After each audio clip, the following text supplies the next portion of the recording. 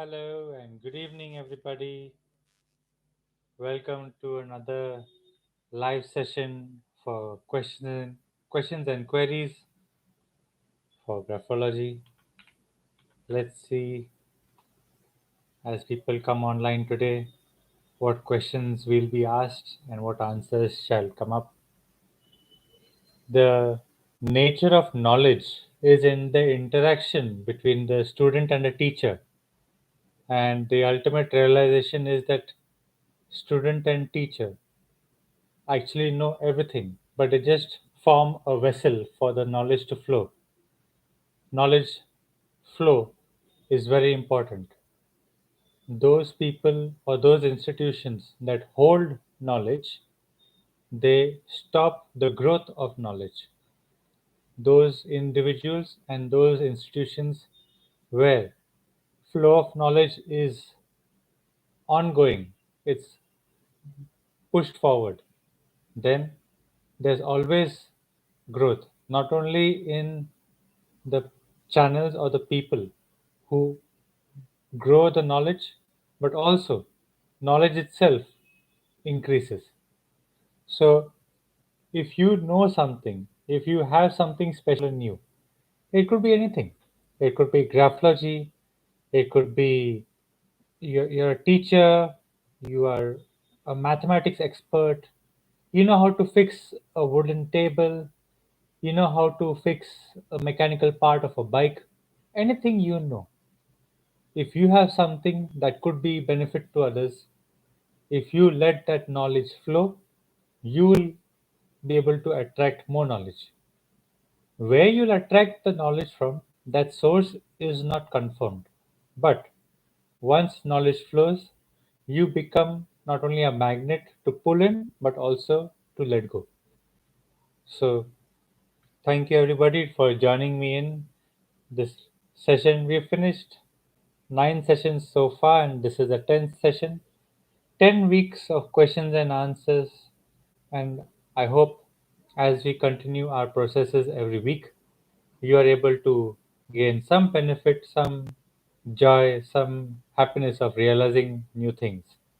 Okay, all right, so let's jump into the questions which I've received from WhatsApp, from email, from messages, and so many ways you can receive queries. All right, so mm,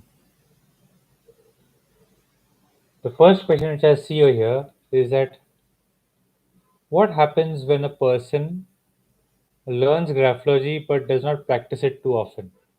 Yes, I have quite a few experiences where some of my students also they learn graphology, but once they start practicing it, the concepts tend to fade away in the mind. It's like, let's say, for example, you are approximately 30, 40 years old right now. There was a point in time 20 years ago, 30 years ago, where you knew algebra and geometry. There was a time in your school where you studied all this, although you must have had a headache, some of you, but you all knew how to solve trigonometry and geometry, and you're doing complex mathematical calculations at such a young age. But because you've stopped practicing or stopped using that knowledge, it's there in your mind, but it fades. The electricity that should run across those wires is no longer running. So, same way for graphology. Since graphology, the way I teach, is based on mathematical concepts and geometrical concepts, if you practice it for a good period of time, then it becomes a part of you. But if you don't practice it, then it's going to fade away. Now, how much practice is good? So, if you want to be an ordinary graphologist, then let's say one sample a day, 5 samples a week is going to make you an ordinary graphologist. If you want to be a good graphologist, if you want to make a mark somewhere, you want to feel the power of what you're doing, then at least 2 to 3 samples per day, at least 17 to 18 samples per week, 14 minimum per week. And if you want to be a mind boggling graphologist, undeniable, you say anything from the sample and the person can't deny you. If you want that level of analysis, you need to touch at least 5 samples per day. Now, if you want to go even greater than that, you want to be in far more exceptional one, then out of these 5 samples, at least two should be from the language which you don't know. So let's say, for example, if English is your primary language, then out of the 5 samples that you practice daily, minimum two should be of a language that you don't know. Why? Because the way the mind looks at handwriting that it cannot recognize is by searching for geometric patterns, and that actually gives you an advantage compared to the language which you know. Try it out. If you're a graphologist, if you learn something from somewhere or from this channel, see if you can understand the concepts of a language you don't know. Let's say, for example, I don't know Arabic. I don't know Punjabi language. I don't know Japanese language. So when I get the sample of these different languages, my mind, although instinctively goes towards geometric patterns, it wants to find comfort in letter formations, but there's no comfort because Arabic letters and Japanese letters and Punjabi letters are very contrastingly different compared to English alphabets. But the geometric patterns found in the English alphabet can sometimes occur in these different languages, and that's where it can start to give clues. It can start to give, let's say, a kind of a momentum for analysis. And if you get good at vague languages analysis, then the known language which you do, you'll feel quite refreshed. You'll feel a boost in your skill. You'll feel a visible a power that you can analyze more, you can observe more, you can realize more about a sample. Okay, so if you get a chance to analyze writings and you want to be a graphologist, your practice will determine the level of your expertise, your success in graphology. If your practice is strong and you got 5 samples per day, you're going to be a fantastic graphologist within 3 months. 90 days of practicing 5 samples per day, that's around 450 samples in 3 months, 90 days. Your skill to analyze is going to become so sharp that whoever comes in front of you, whether they believe graphology or they don't believe in graphology, they like it, they hate it, they don't know what is. In fact, you should be happy if somebody doesn't know what graphology is, because when you give them that fantastic analysis, it shocks them. It's like a magic show. So never miss a chance to analyze a person's writing. It could be anybody. Let's say a policeman catches you and he gives you a ticket and he writes something on the ticket. Ask him if you can spare 2 minutes for just a couple of lines. Say something to him. Who knows?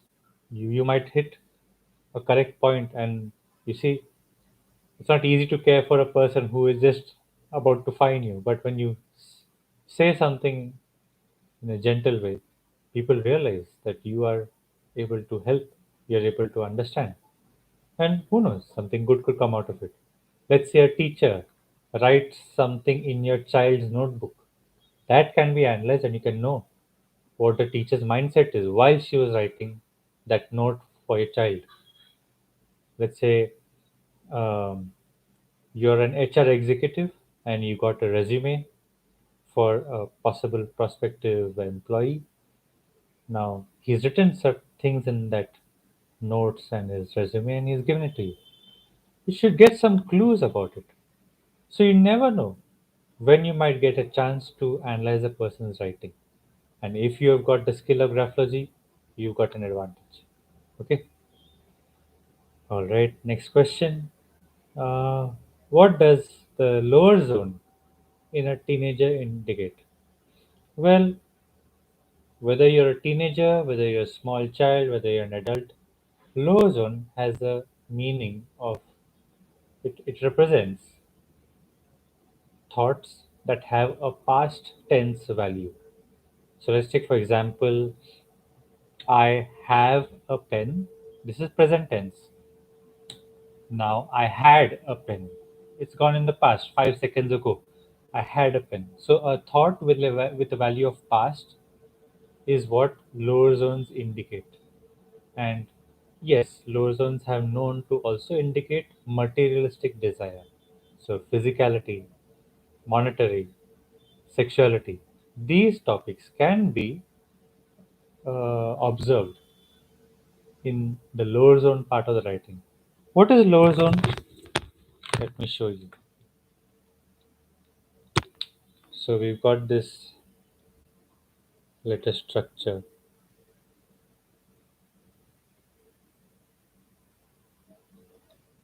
Alright, so I hope you can see this. Anything below this line is the lower zone. So this part is the middle zone.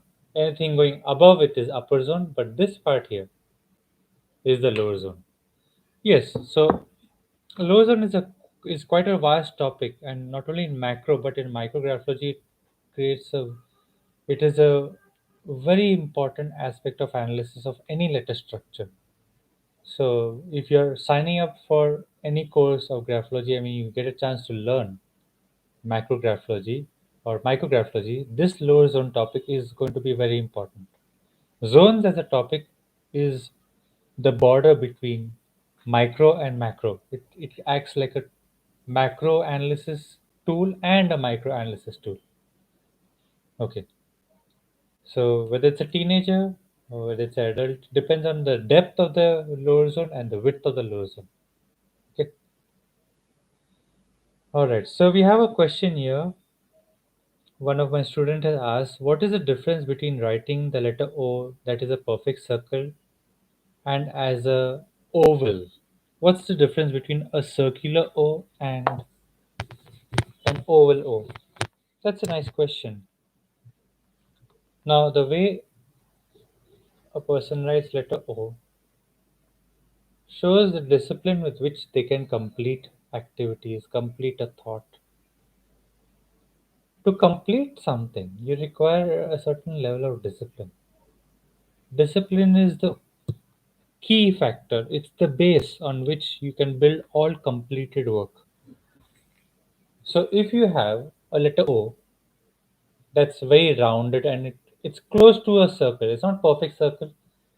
By chance, once in a lifetime, sometimes you might get a perfect circle O, and there's a very sweet feeling when you get that. But normally, an average circular O means that you've been patient to complete your activities.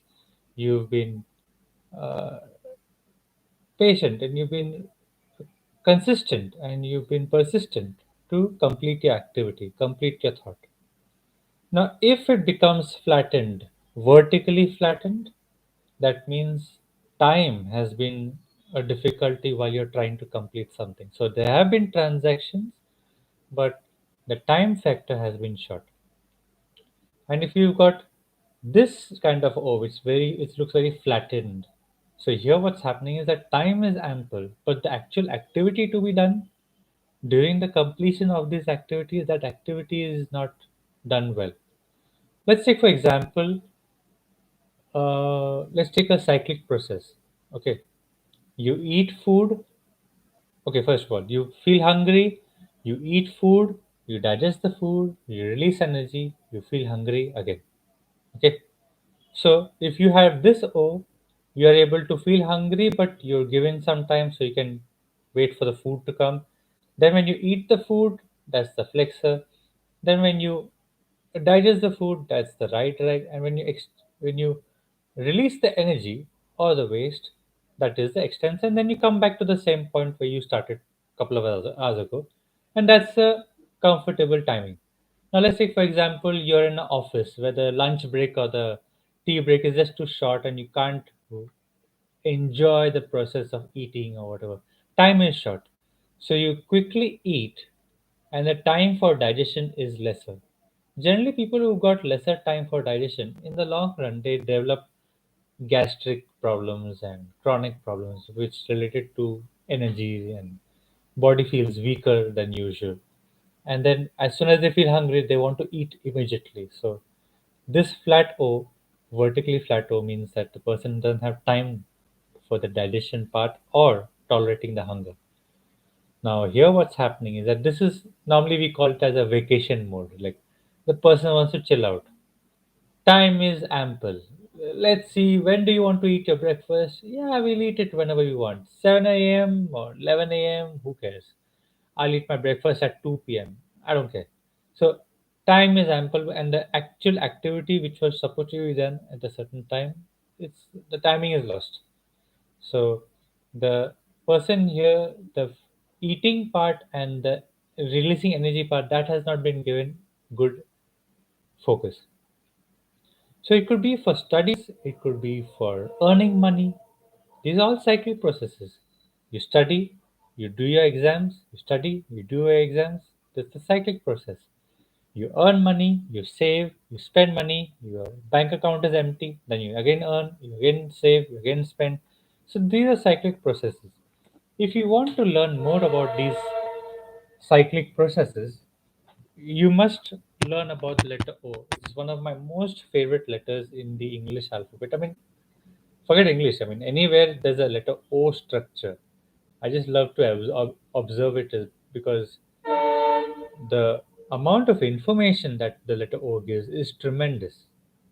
If you're a experienced graphologist who has studied the letter O, if somebody writes the word cool or the word tool or the word anything which has got a lot of O's in it, Solomon or something. So this will give you so many clues about these the person's cyclic processes. Okay. So I hope if you've learned the letter O, you enjoy the aspect of its analysis. And minimum of 13 to 14 points of analysis can come out just by the letter O. Okay. All right. I hope that question is answered. Thank you very much. So, okay. Now, next question. To improve graphology skills by doing analysis daily, how many points on an average do you suggest per analysis? Now, uh, there are two ways you can do analysis, I mean, practice of analysis. One is where you want to be fast and quick and go through number of points, quantitative analysis. The quality is good, but it's many points of observation that you just keep on expressing. And then there are some practice sessions where you don't want to say too much, but whatever you say should be so impactful. Like those 20 points of analysis should feel lesser in depth compared to the 5 points you say by calculating things. So when you're analyzing the writings, you choose which path you want. You want to say more number of points, but then they're simple in nature, or do you want to go deep into the sample and combine at least 5 to 6 traits and say one sentence based on those 5 traits that hits the mark really well? And there's a different sense of satisfaction in both the samples. Like I've had various experiences of both. There have been times where just to challenge myself, I call upon my friends and my students and I say, come on, let's get a handwriting sample and we'll keep analyzing it till we get tired and we can keep on talking. We are not supposed to repeat the point, but we have to do quantitative analysis. So sometimes it goes for 2 hours, 3 hours, 6 hours, one sample, not one point repeated. And on an average, let's say every 2 minutes to 5 minutes, there's a sentence said. I mean, you have to calculate, but sometimes every minute there's a sentence, sometimes every second minute there's a sentence, some analysis being said. So it's fun. And then there's some times where I just like to look at a sample, stare at it, calculate the different letter structures at macro and micro, stitch this, that, see the patterns of thoughts, see whether the thought is reaching an action, see the action reaching a habit. Like, in a way, we are almost living the person's character through the writing. So, even if 1% we know about the person, that 1% of a lifetime is huge. Okay, so then we say fewer points, but the points which we say are so impactful that it even surprises the graphologist who says it, because the intricacy is really deep.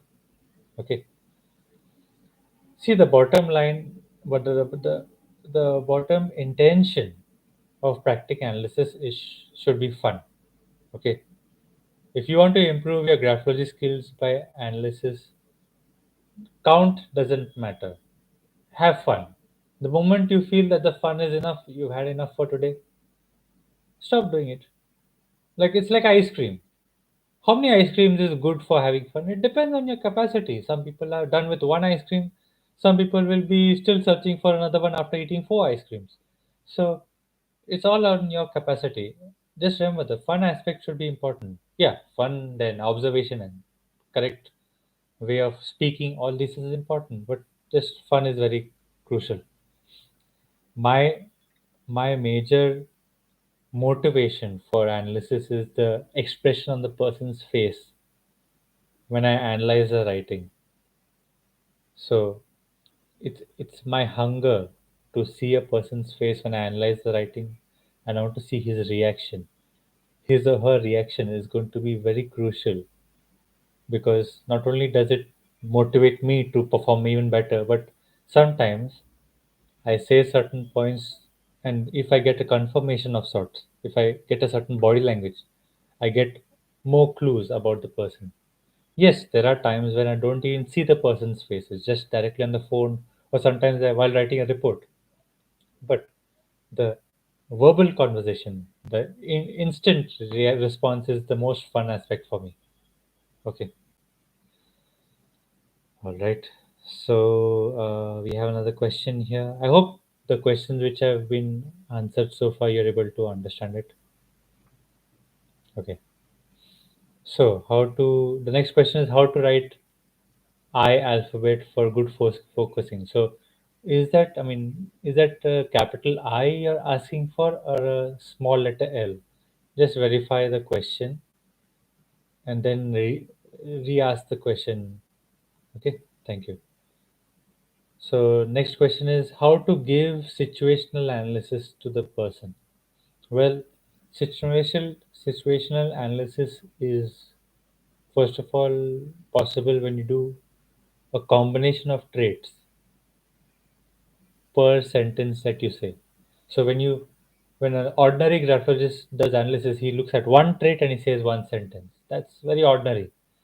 He's told to see this and say that. That's very lackluster, very bland analysis. Okay. So if you are combining multiple points, like let's take for example, you see the letter spacing, you see the letter O, you see the letter P, and the margin. So you see various aspects of the writing, and then you combine it to form one point. And then that point of observation, if the person is in a situation, how will he behave? That is where situational analysis works. And of course, your creativity, your imagination, your experience of life will play a very important role in your ability to do situational analysis. It's not easy, situational analysis, but if you do it right, it's a different world altogether in terms of graphology. All right. So if you have uh, if you want to have better focusing power with letter I, okay. So letter I is very important for studies. Why? Because when the book is in front of you and you're just taking in the knowledge, then I is going to play the role of helping you pay attention. Okay. So what's important is two factors. Okay. So I hope you can see this. So if you've got an eye, the dot should be close to the eye. The further away the dot goes, the lesser will be the focus on the studies. Now, don't put a dot so close that it's almost touching it. It should be a healthy gap, but enough to be like, let's say, one third the distance of the line. So, if the line is divided into three parts, the one third distance should be the dot. Now, if you are writing cursor writing, then the retrace eye can be very useful for not only studying but also to have a very strong recollection power.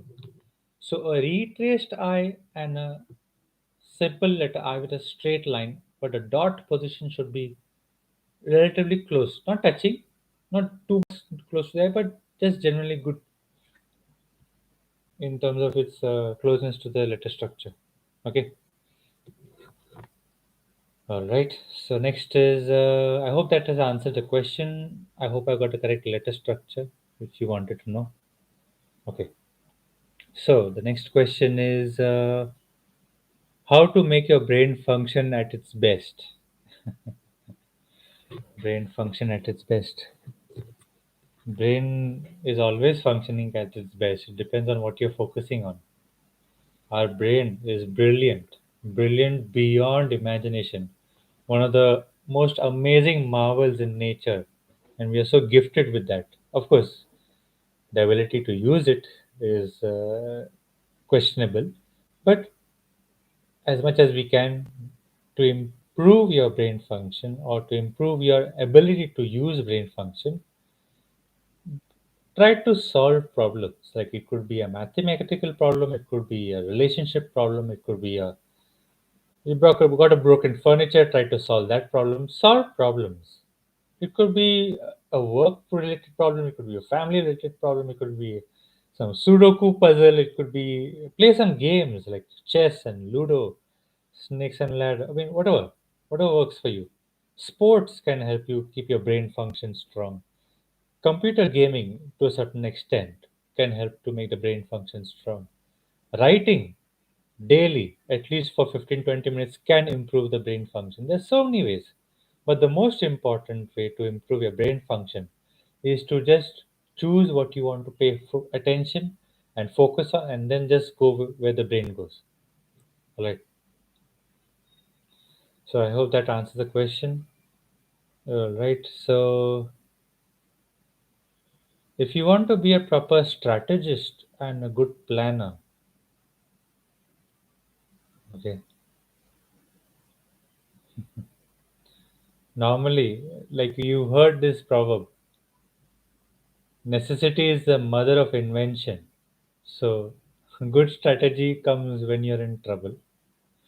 Good planning comes when you're in trouble. So, put yourself in a tough situation, positively tough situation, like a good job or a tough business. So when you do well, you'll have to strategize and plan well if you want to do well. If you take a mediocre job and a mediocre business, you're not really bothered. Why would you want to strategize? Why would you want to plan? It's going to be, there's no impetus. It takes a very evolved human being to be successful and yet go for more. Okay.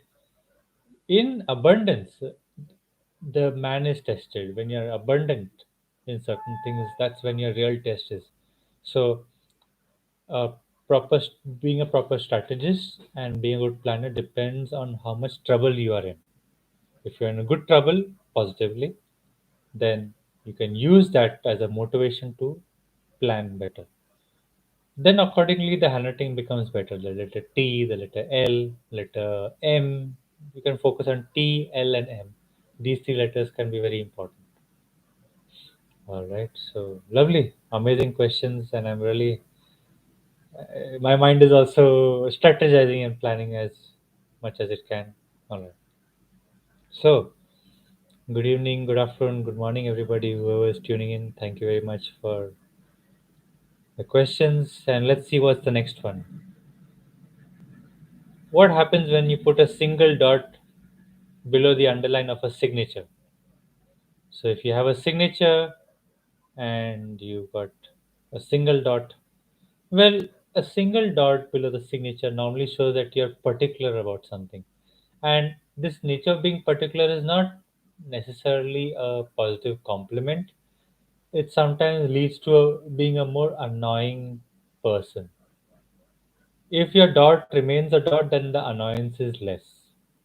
You do ask questions, but it tends to make you a bit, not, I wouldn't say nosy, but inquisitive. Curiosity is going to be a part of your personality. Now, if the person in front of you doesn't mind answering questions, then okay. But then sometimes people don't want to answer too many questions. So if you have a signature where you put a line and then a single dot, it might make you curious. It might show that you're inquisitive. And depending on your environment, it could be a compliment or it could be a headache. All right. So next question is, mm, if you want me to suggest you signature corrections, it's very difficult to do it online live because everybody's signature is unique to them, and we need to analyze it comparing it to the actual handwriting sample. So, if you want to improve your signature or you want more understanding of what's the nature of your signature, please connect with me. Below the video description, once this recording is over, this live session is over, you'll get my WhatsApp number, you'll get my email address. You can send it to me. I'll be happy to have a look. All right. So the next one is how to give combined analysis with handwriting and drawing. So if you, this is a question of skill. Start simple. Start doing one or two traits at a time. Then do five traits at a time. Do six observations, seven observations at a time. Then, along with handwriting, observe the strokes in a drawing and slowly build yourself up. If you want to combine handwriting and drawing analysis and you're asking me how to do it, it means that your skill is not yet up to the mark. If your skill is up to the mark, you automatically know what a drawing can say and what a handwriting can say. So, first, I would ask you to take it easy. Do one sample at a time, couple of points at a time, and as your skill develops, then you can do multiple things. Okay, so next one. Next question is, okay, so a person is asking, I'm unable to take decisions for my own life. My brain doesn't work on different situations, and I'm unable to judge the situations on the right time, so I'm always ending up making mistakes. So there's a proverb in Hindi called as काम का आदमी गलती करता है. So if you are active, you're doing some work, mistakes are bound to happen. If you are perfect, you would not be here on the channel. We all got our flaws that we would like to polish off. So, first of all, consider yourself as a human being. Be kind to yourself. Celebrate your mistakes as a learning opportunity and carry on. Next is, if your brain doesn't feel active and doesn't want to act on a situation, normally when a person feels lazy to act upon something, it normally means that the reason why they want to do something is weak. And if you are single or if you're in a boring relationship, then this can happen. Generally, if you're in a relationship where it is fun or you got a new girlfriend or something, you got a new boyfriend, you got a lovely husband, you got a curious partner with you, and there's a, I mean, it could be with children also. You got a children around you, you got parents to take care of. Normally, relationships can give you a good reason for your brain to be active in the correct time. So if you're staying alone, you're living your own life, you wake up on your own, you do your stuff on your own, you go to work on your own, nobody too much to talk to. It takes a lot of energy to wake up every day. Unless you're really fiery about doing something on your own, it's very difficult. It requires a lot of energy. So if you're not able to source the energy from yourself, which is okay, that's normal, get into a relationship or the relationships that you have, improve them. Find value in the relationships that you have, and that would give you good enough motivation to push forward. Okay. So, all right. Next question is I'm a student and I'm suffering from lack of money. Obviously, you're not supposed to earn.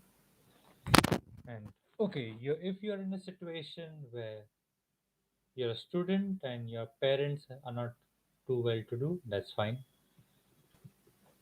You can learn a skill on your own and then publish the skill. I know children who are 7 years of age, they learn to play the guitar or the piano, they get really good at it, they publish the videos and they get earnings. Right now, if you have access to the internet, there's no chance of you being poor. There are rubbish things on the internet that are making people rich. Rubbish, absolutely nonsensical things that are making people rich. So if people can do useless things and be rich, I'm sure you can find something good to do. And if you do something positive, that money which you earn from some positive activity can get you in. So if you're a student and you're lacking money, the excuse of being a student is not enough for not having money. I have multiple stories of people from the age of 8 till the age of 72. Doesn't matter, they can earn, especially with the advent of the internet. Internet is a gift.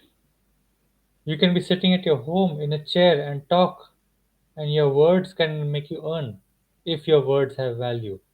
Your value will improve as you express more. So find out what you're innately good at. Find out your skill. It could be drawing, it could be coloring, it could be stitching, it could be how to talk to somebody. Anything that you feel you are better at, you're good at. Highlight it. Bring benefit to somebody. Then you won't be poor. Money will come. Okay. Next one. I've been following your work. Okay, so thank you very much for your kind feedback. It's much appreciated. If you find my work useful and you are getting a benefit out of it, then please share it, pass it on forward. As I mentioned at the start of this live session, that knowledge increases as it flows. Pay it forward, you could say. Push it forward. If you feel that your life is a bit better because of that, then bring benefit to somebody else with it also. Thank you. Okay, so let's see if there are any more questions. Yes. Oh, this is interesting. Okay. How do you increase speed of writing? All right. So I'm the last person you should ask for speed of writing because I'm the person who recommends you to never write fast. But if in case you do want to write fast, it's your exam, or you have to write something quickly, I would suggest you to practice handheld sports. Table tennis is most recommended if you want to write faster. Reason why being is that when you play table tennis, a lot of your wrist movement and your finger movement is used to articulate the motion of the pad so you can hit the ball correctly. So as you get better in table tennis, you'll realize that your writing skill speed would improve. Um, Also, what you could do is play with grains. So this is good for children. You take a jar of grains and tell them to put their hand in the grain and just play with it. The pressure points of the fingers will be activated and it can help to improve speed of writing. I have not found a benefit of increasing speed of writing apart from just writing notes. I've not seen the psychological benefit, but maybe there is something which I've not seen yet. So go ahead. As long as the letter structures in the writing are maintained as well as possible, that's fine. The moment you write so fast that the letter structures are not recognizable, then you're in trouble. Okay. All right. So we have a question over here. Is that okay? How can we use the knowledge to analyze scriptures of other languages than English? So yes, you are new to the channel. Thank you very much for joining us. Uh, don't worry about your ignorance. If you feel that you're new to the world of graphology, don't worry. We've all been there. If you have curiosity, I'll be happy to cater to it. Okay.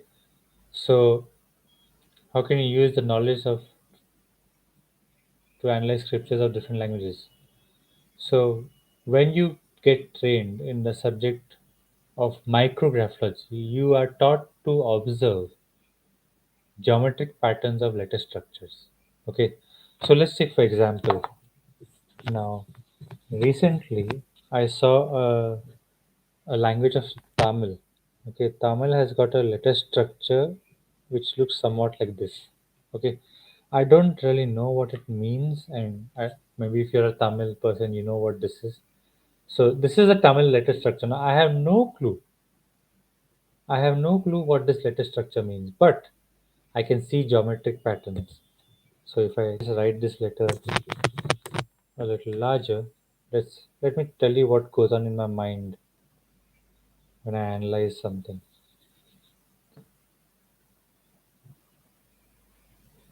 So I've written this letter in a large form.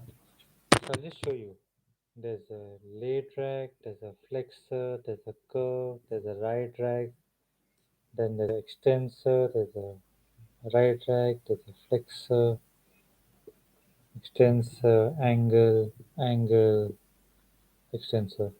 So if you see all the arrows over here, 1, 2, 3, 4, 5, 6, 7, 8, 9, 10, 11, 12, 13, 14. So there are at least 12 to 14 concepts that I can observe of a letter structure I have no clue about. And as I practice geometric patterns, my mind is able to understand what this letter means as a body language. And based on that, I'm able to make comments. So, if you'd like to learn micrographology, I would be happy to train you. It's a very intricate level of graphology, but once you know it, all languages on earth, if it's written by hand, will be open to you for analysis. All right. Okay, so I hope that answers your question. Don't worry about your ignorance, and if you're new to the subject, don't worry about that. Just be feel free to answer questions.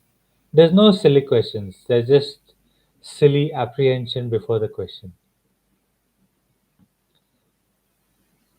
Next, what separates a top-notch graphologist from ordinary ones? So, if you consider me as a top-notch graphologist, I would highly credit my level of skill to regular practice, and I'm extremely thankful for people who have allowed me to analyze the writings to give me honest feedback. There have been many times where I've been wrong in my analysis, no doubt.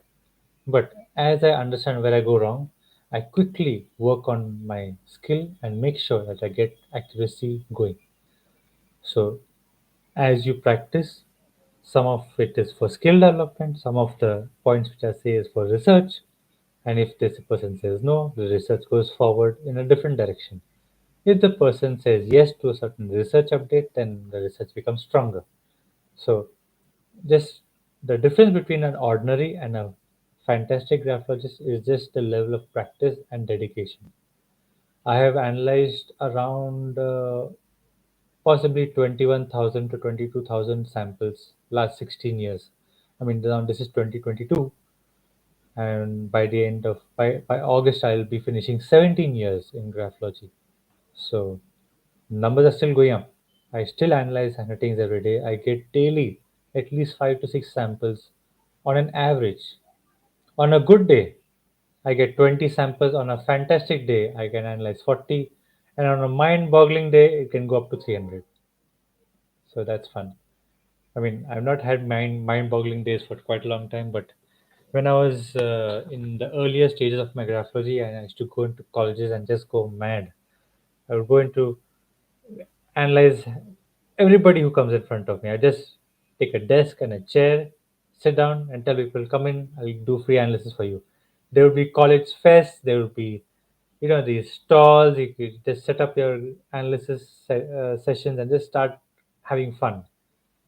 And it's good. It's a good time. All right. Next question is, what's the difference between a person who makes the eye and puts a star on the name instead of a dot?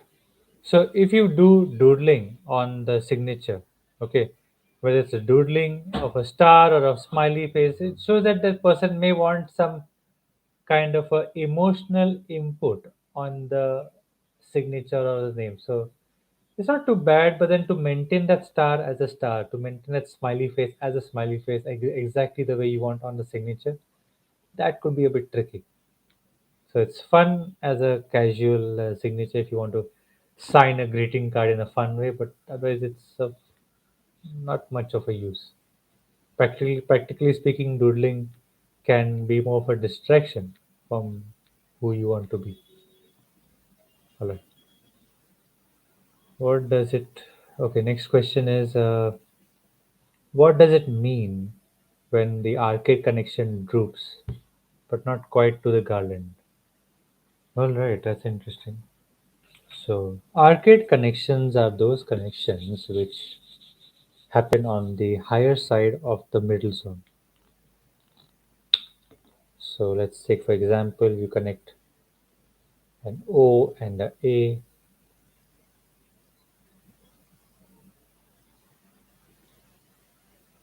All right. So, let's say we have these three examples.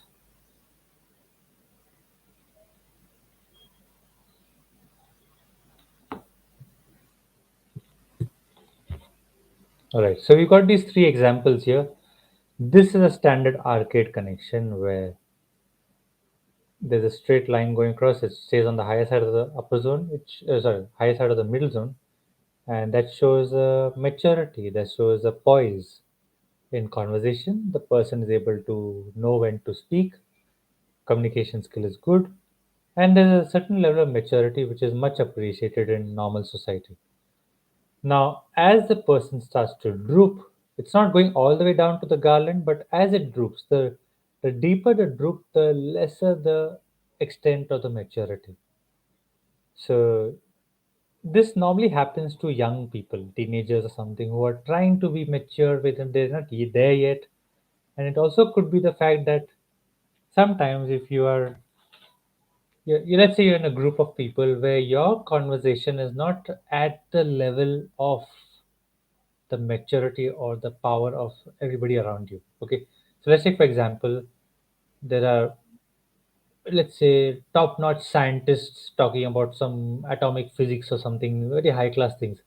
And this college uh, pass out is just trying to have a conversation. So those expert scientists are trying to come down to the level of his knowledge, but then neither are they able to enjoy the conversation because it's below their. I mean, it's very easy for them, and the student or the young chap who's trying to match the level is just trying too hard. So normally when an arcade droops, and the deeper it droops, it shows that your interactions with the people around you make you feel a bit conscious about yourself, that you may not be able to speak the conversation or the level of interaction that you are seeing.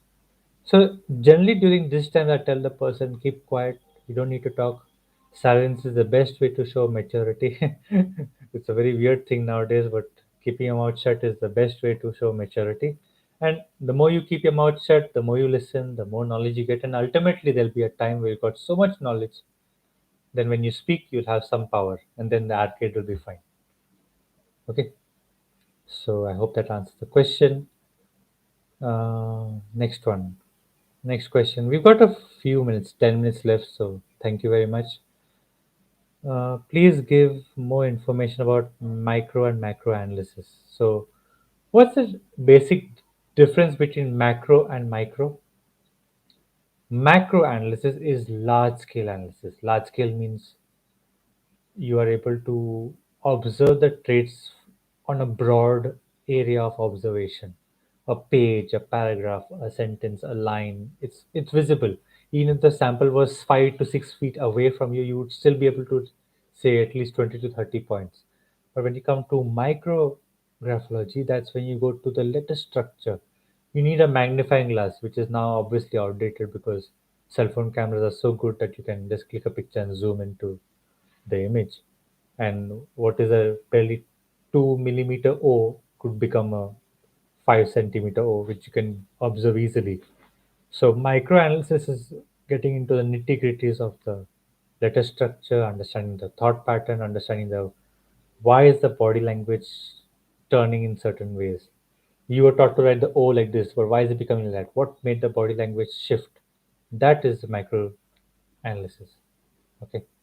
So I hope that answers your question. I mean, there's a much more elaborate answer, but that's a part of a course which would take a couple of hours. Okay, next question is: can handwriting help to improve one's behavioral issues? Certainly, most certainly. Graphology is like psychology on steroids. Why I say because if a psychologist does analysis for you, whatever EQ test, IQ test, there's so many tests. They're good tests, but they take long time to get results. Sometimes a couple of days, sometimes a couple of weeks to get results. But in analysis of the handwriting, you get answers in seconds. So if psychology can help you to deal with behavioral issues, which is the main concern of psychology, so certainly graphology can do the same for you. Okay, I hope that answers the question. Next one. Next question is print type of handwriting shows what kind of behavior of a person. So generally, when a person has got a print type of writing, means there are no connections, individual letter structures. Normally, this is found in young children, and I mean you can find in adults also, but normally this shows something called as intuitive creativity. These people are able to think about ideas which normally are not easy to even link up to. It's very difficult. Their creativity is unique. They are they have a sometimes they have an odd sense of humor which sometimes takes time to understand. Like when they crack a joke, it takes some time to understand, but when you get it, it's really brilliant. And print script people, they've got memory which is dodgy memories.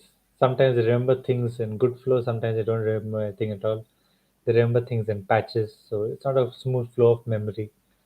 And overall, I mean, the behavior of the person is going to be, it's fine. I mean, there are many more factors to analyze behavior of the person. But as far as print script is concerned, print type of writing, it's more about creativity and fun factors of life. All right.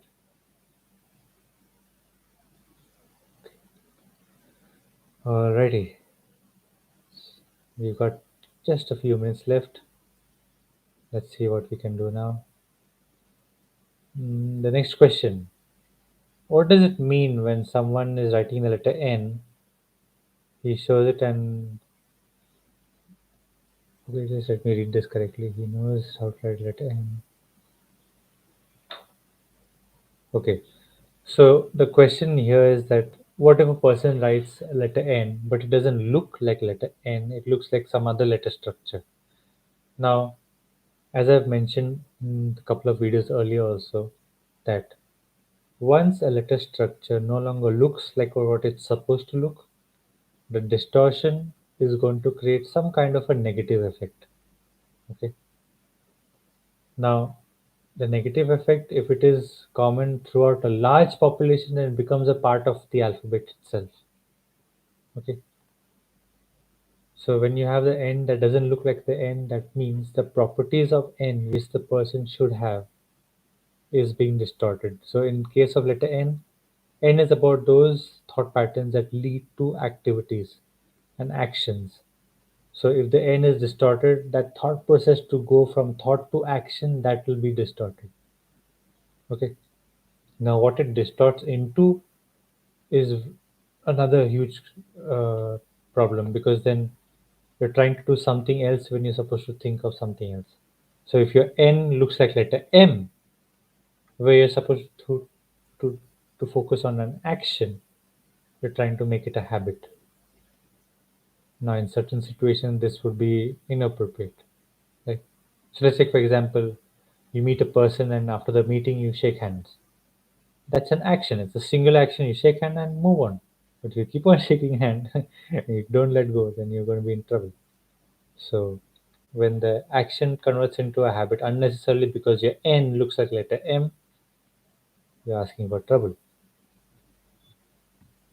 Okay. Okay. This was a lovely session. What intricate questions. Very nice. So thank you for tuning in. We've got a minute or two left. If there are any more questions you would like to ask, not only questions, you could ask any doubt, any query, any idea that you have for graphology, you can share it online. I would like to read it and like to know where you would like graphology to go. Right now, you see, graphology is at a stage where science was 300 years ago.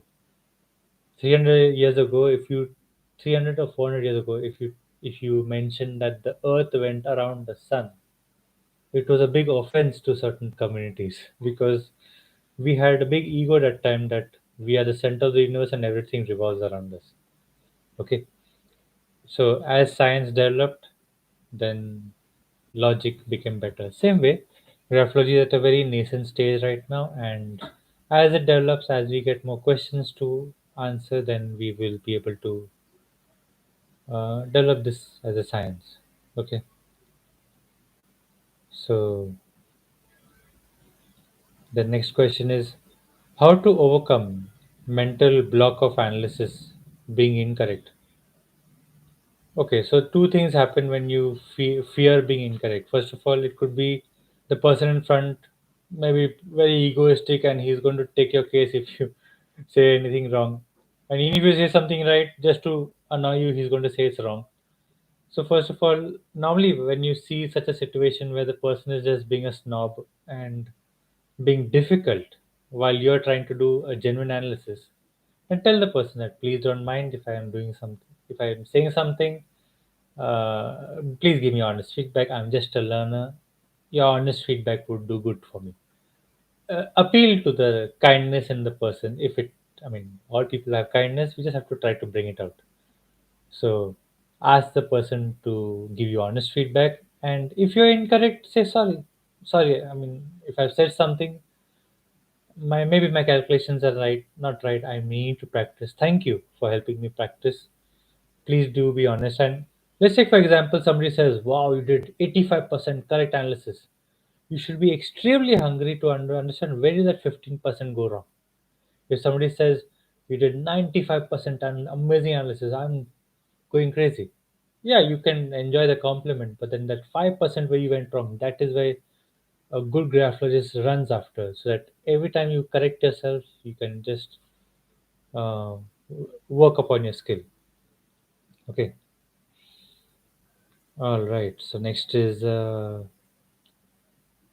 question is how to contact me. So below this video, once this live session is over, you'll find my contact number and my email address. You can connect with me, and I'll be happy to cater to your queries. Just wondering, does Braille letters also have characteristics? Well, Braille is not written by the hand, so analysis of it is not possible. And if it is written by hand, it's going to be dot formation. So it's a very interesting question, but I don't think The tools that we use in graphology will be enough to analyze braille letter structures. Because anyway, a blind person would not write braille, so the analysis of that is not going to be possible anyway. I've never received a sample of a handwriting written in braille, so there's no point of analysis. But it's an interesting question. It may show thought patterns, but I'm not sure. I'm not sure of whether writing, drawing, sketching, painting. These are hand movements which we analyze as a body language pattern that is trapped on paper. That is what makes graphology. But braille is not any of this. Do blind people write? I don't think so. They only use braille to read. And then there are certain special typewriters that do the typing for them if they have to write something in braille. So I don't think they actually physically take a needle or a thing to poke holes, and I don't think that will be easy. All right, thank you. That was a very interesting question. But I think braille is a bit far away from graphology. Let's see. Maybe research will reveal something else. All right. Thank you very much. Our hour is up. It has been a wonderful evening with you all. Catch you next Wednesday. Pile up your questions, pile up your queries. It was a pleasure being online with you. Thank you very much. See you later. Next Wednesday. See you.